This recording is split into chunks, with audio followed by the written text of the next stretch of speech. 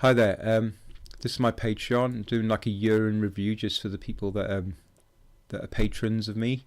Kind of just, I mean, it's been a year of really big achievements, but like with most things, I mean, you break through some boundaries and go over some limits, and it just reveals more boundaries and limits and stuff. So that's kind of cool, but kind of frustrating as well. But that's what's going to keep me going now. Like every year, I'm going to push to achieve even more and more. And this year was quite a lot of things, as you'll see.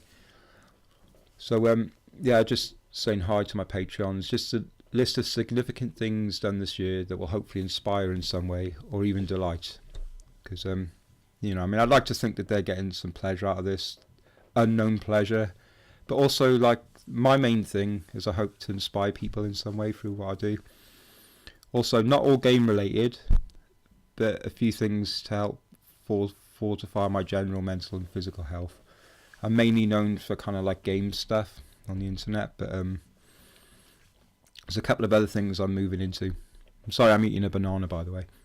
Okay, art.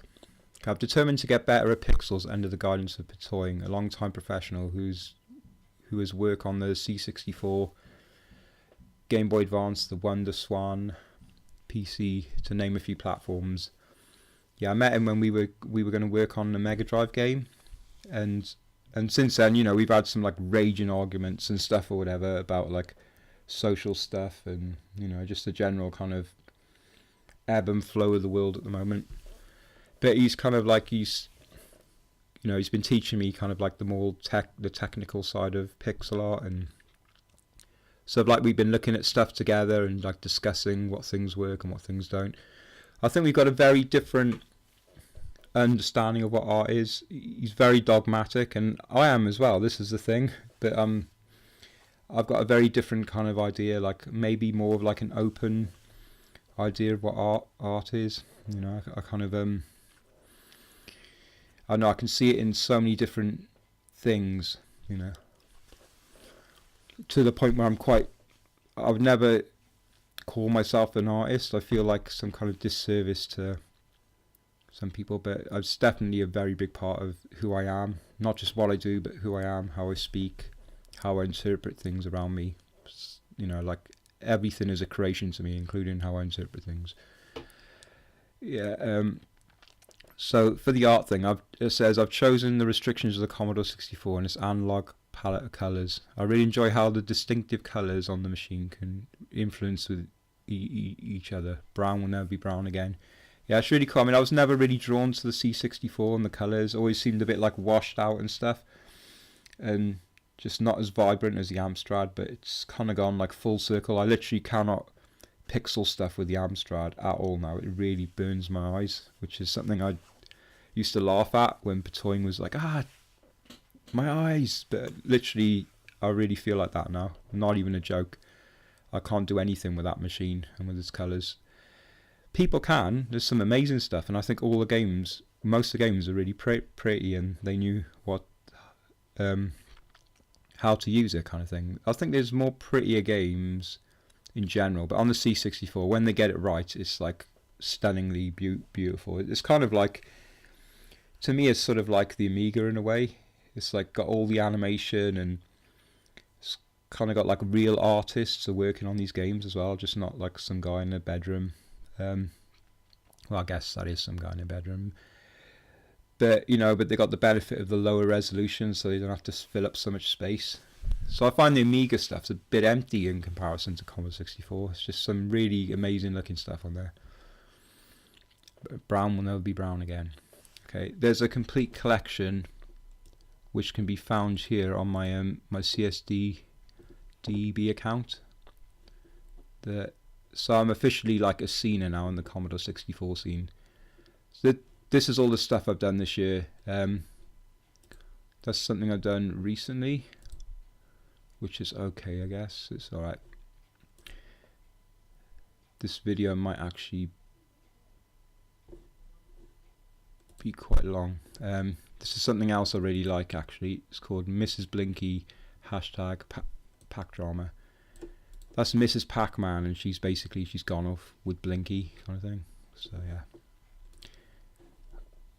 Oh no, don't tell me I've just deleted the Patreon thing. Bear with me a minute. Okay, so yeah, music. Says I forget sometimes what I do with music. It's another thing I've kind of, I got to like my 30s and just gave up on the whole dream. I spent most of my teenage life and my 20s trying to get a record deal or something, or went to great extremes. I made myself homeless at one point to get to the city and busk and try to get discovered, and so it's quite a heartbreaking thing for me, music and songwriting in general. I'm not like the best musician in the world, but I've actually come to realise I'm not the best songwriter as well, which is I did think I was actually at one point, just not very good. But this year I created a modal jazz influenced piano only album, which is like, I say influenced because I wouldn't do a disservice to the people that actually can do that stuff. It's very influenced by that, and released it through a groupies bundle. Then later, that album was actually the soundtrack to Ore, which is a game I released a bit later on. We also got me and F Tyler kind of worked on Ore, and our previous collaboration, Snowflake Tattoo album, also got on a bundle. So that was like a really big deal, but music doesn't mean that much to me anymore. So, it was a pretty big deal though. I mean, if like 900 or something people got that, or maybe 1,600 or something, something like a lot more than would have ever happened off the internet. Okay, games. I spent most of the year on A Horrible Night, which became Fever Dream, which became Ore, which is what I just released. It was originally called A Horrible Night because it was kind of based on like Simon's Quest. It was meant to look a bit like that and have that kind of like town hub, which I was more interested in the town hub thing than the actual whatever else happened in that game. I just really liked that thing, and just Simon's Quest and Zelda 2 as well, and just like also the NES Turtles as well. It's like inspired by that as well. Like all the games no one likes basically, which I kind of, I'm not saying they're good games, but I just really like the look of them and just this what they were trying to do kind of thing. It had a really horrible launch with no support, but the fans got it. 30 keys were given away so they could populate the user reviews with some love before it all falls to pieces. Sorry, my grammar's like really bad on this. For some reason the spell check doesn't work. So this is Ore basically. It's kind of, you can probably see a bit of the Simon's Quest thing going on. It's pretty weird. I'm most proud of like some of the latest stuff that went into the game, like the kind of the cows on the field, the lightning kind of thing going on. It's like really weird. It's definitely, as I said, yeah, especially the music, some of the wild ideas that came in late and truly made it a Railslave game. Okay, with Tang Sudo, which is the martial art that I do, I'm now a brown belt. I awarded it after I pulled off a pretty high flying kick to break a board.